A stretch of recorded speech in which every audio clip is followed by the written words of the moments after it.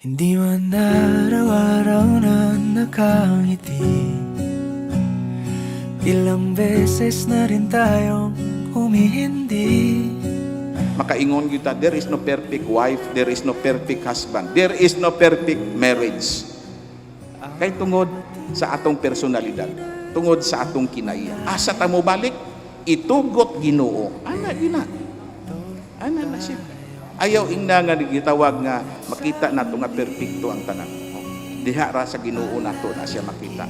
Amo na nga paningkamutan ninyo ni ana sa inyong pagpuyo nga ayaw og kalimtan diha sa atong tawag nga paglayag, pagpanglakaton sa kinabuhi, diha sa atong tawag nga pag-asaway kay kana pundasyon sa sosyudad o kana syud ang dihaon nagumpisa ang formasyon sa matag usa og inyong mga kabataan. Nais kong malaman mong iyo ko. Nagkakilala mi ni Virgie. Siya yung schoolmate ko. Classmate ko rin sa isa ka subject first year college.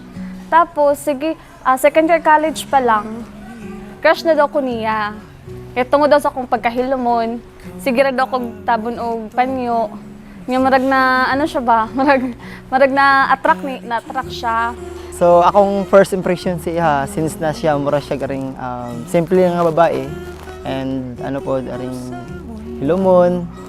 And siya gid akong karing dream girl nga mga type girl ako. Sa huli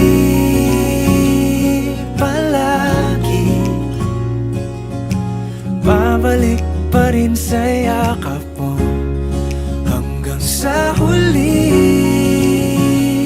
palagi pipiliin kong maging sa'yo, ulit-ulitin man. So sige na yung paligaw, pila ka bulan, nag-decide ko nga, sugto na ko siya after sa entrams, last day of entrams.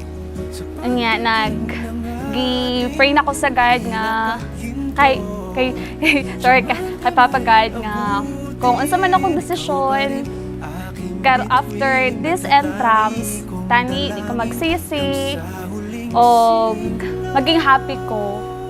Kay pangarap na ako nga, first uyab na ako, maging forever na nako. So, wala po ko nagdahom nga maupo da itong iyahang decision, maupo da iyang plano nga after this entrance, pangutanon ko niya. O nag-pray siya, according sa iya, nag-pray siya kung sugton doon ako siya. Kumbaga, di na daw ko niya buyan.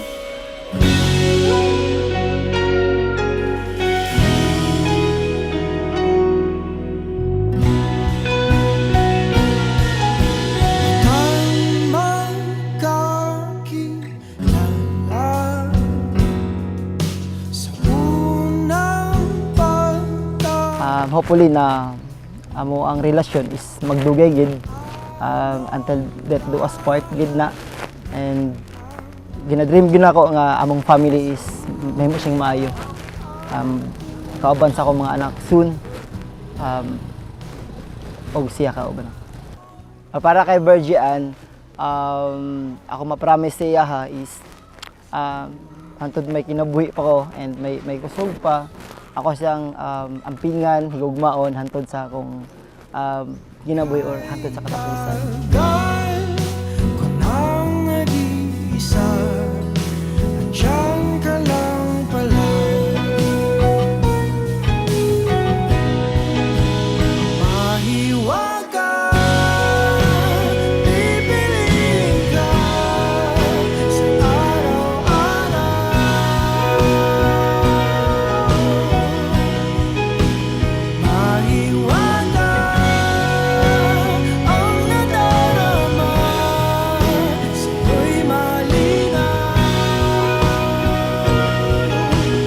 Thank you, love, sa 7 years nato nga mag-uyab.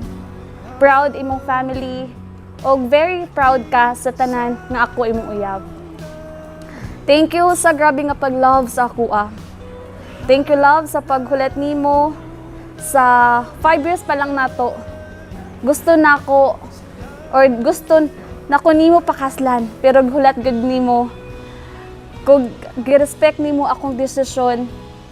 Og after a month sa nag-graduate akong manghod, nag-propose na gud ka.